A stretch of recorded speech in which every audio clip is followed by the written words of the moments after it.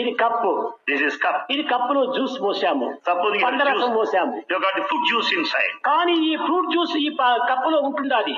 There is fruit juice in the cup. కానీ fruit juice యొక్క taste కప్పుకు తెలియదు. But the cup does not know the taste of the fruit juice. తను నింపుకుంది.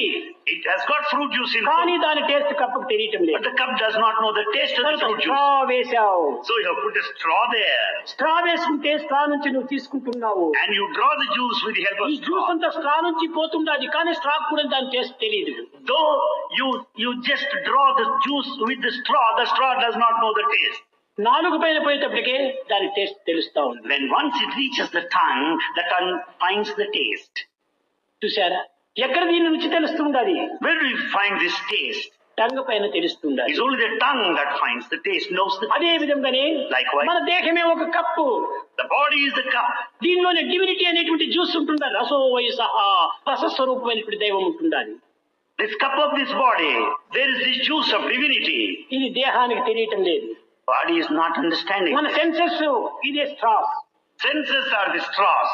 కనుక ఈ senses లో అన్ని మనం అనుభవిస్తున్నాము, We experience with these కానీ senses. వాటికి కూడా ఏమి తెలియటం లేదు. But even senses do not understand. బుద్ధి అదే టంగ్.